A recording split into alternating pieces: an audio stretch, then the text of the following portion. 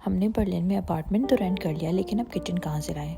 तो आज हम आए हैं आइकिया किचन लेने। जर्मनी में रहने का मतलब है कि ज़िंदगी में आपको कुछ ऐसी चीज़ें करनी पड़ जाती हैं जो आपने कभी सोचा भी ना होगा करने की, और एक आइकिया किचन खरीदना उनमें से वही एक चीज़ है। तो चलें आपको पूरा प्रोसेस दिखाती हूँ कि किचन लेते कैसे हैं आइकिया से। तो हम ये वीडियो उर्दू में रिकॉर्ड कर रहे हैं क्योंकि आप लोगों में से कुछ को लगता है कि मुझे उर्दू नहीं आती, और ऐसी कोई बात नहीं है। अब जब आप फ्रॉम स्क्रैच किचन ले रहे होते हैं तो आपको हर छोटी छोटी चीज़ सेलेक्ट करनी पड़ती है। हमने उन्हें कहा कि ये हमारा किचन नहीं है, हम एक रेंटेड अपार्टमेंट में रह रहे हैं, तो हमें सबसे सस्ता किचन बताएं आप। आइकिया के किचन सेक्शन में हर छोटी छोटी चीज़ होती है। तो हम गए, हमने पहले देखा कि हमें क्या क्या चाहिए। सिंक तो चाहिए ही होता है, तो हमने सिंक सेलेक्ट किया। फिर हमने नलके वगैरह देखे। अब जब बात आई कलर की, तो मुझे जो कलर पसंद था वो बहुत महंगा था, तो इसलिए हमने बेज कलर चूज़ किया। आपको बहुत सारी स्टाइल्स के ड्रॉर्स भी नज़र आएंगे। तो हम गए और हमने ड्रॉर्स देखे कि हमें क्या क्या चाहिए और किस चीज़ की ज़रूरत है। आपको वहाँ पे बिठा के पूरा प्लान भी करवाते हैं। आपके किचन के साइज़ के हिसाब से आपको वो अपने ड्रॉर्स दिखाएंगे, ड्रॉर्स फिट करके दिखाएंगे। आपकी जो भी नीड्स होती हैं उसके हिसाब से वो सब आपको एक प्लान बना के भी दिखाते हैं। यहाँ तक कि हमने हैंडल्स भी चूज़ किए, और ऑब्वियसली हर हैंडल की अलग अलग प्राइस होती है, हर छोटी चीज़ की अलग प्राइस होती है जो बहुत जल्दी एडअप हो जाती है, तो आपको बहुत ख्याल रखना पड़ता है। और हर छोटी छोटी चीज़ डिसाइड करने में आपको टेंशन भी हो जाती है, क्योंकि ये किचन आपके पास सालों साल रहेगा, तो आप कैसे डिसाइड करेंगे आपको क्या चाहिए और क्या नहीं चाहिए। अब जब बात आती है काउंटर टॉप की, तो हमें ऐसा काउंटर टॉप चाहिए था जिसपे हल्दी के निशान ना लगे, क्योंकि हल्दी तो हर चीज़ में इस्तेमाल होती है। यहाँ पे आपके पास बहुत सारे ऑप्शन है। आप रियल वुड भी चूज़ कर सकते हैं, मार्बल चूज़ कर सकते हैं, और लैमिनेटेड वुड भी चूज़ कर सकते हैं,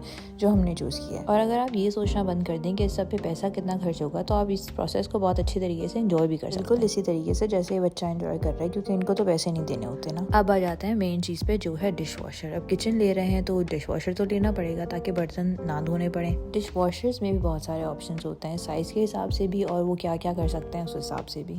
सबसे अच्छी चीज़ ये है कि जो लोग वहाँ पे काम कर रहे होते हैं वो आपको इस चीज़ पे बहुत अच्छी एडवाइस भी दे सकते हैं कि आपको क्या लेना चाहिए और क्या नहीं लेना चाहिए, क्योंकि हम सिर्फ 2 लोग हैं, तो हमने अपना डिश वॉशर उस हिसाब से खरीदा है। ये सब सिलेक्ट करने से पहले आप थोड़ा वॉक भी कर सकते हैं। आइकिया में बहुत सारे अच्छे अच्छे किचन होते हैं जिनको आप देख के इंस्पिरेशन भी ले सकते हैं अपने किचन के लिए। अब हमें सिलेक्ट करना था एग्जॉस्ट, और जो एग्जॉस्ट मुझे पसंद आया वो बहुत महंगा था, तो मैंने कहा कि यार यहाँ से चल लेते हैं। बट रियलिस्टिकली हमने एक मिड रेंज एग्जॉस्ट खरीद लिया। पैसे देख के तो मैं ये सोचना शुरू हो गई थी एग्जॉस्ट की ज़रूरत क्या है, लेकिन उन्होंने कहा कि एग्जॉस्ट की ज़रूरत होती है, आप प्लीज़ एग्जॉस्ट ले लें। अब फिर जब अवन्स की प्राइसेस देखी मैंने, तो मैंने कहा कि शायद हमें अवन की ज़रूरत ही नहीं है। मतलब कितना ही हम अवन इस्तेमाल कर लेते हैं अपनी कुकिंग में। और जब ऐसे ख्यालात आना शुरू हो गए थे, तो मेरे शौहर ने मुझे कहा कि आप प्राइसेस देखना छोड़ दें और यहाँ से चली जाएं। अब अवन के बाद हमें स्टोव सेलेक्ट करना था, और आइकिया सिर्फ इंडक्शन स्टोव सेल करता है। और जर्मनी के स्टोव्स का सबसे बड़ा मसला ये होता है कि उस पर आप बड़े पॉट में कुकिंग नहीं कर सकते। तो मुझे ऐसा चूल्हा चाहिए था जिसपे मैं बड़ा पॉट यूज़ कर सकूँ। वैसे देखा जाए तो इंडक्शन और इलेक्ट्रिक दोनों मुझे पसंद नहीं, और गैस इज़ द बेस्ट, लेकिन गैस हम इस्तेमाल नहीं कर सकते। ये प्लानिंग और सिलेक्शन करते करते हमें 2 से 3 हफ्ते तो लग गए।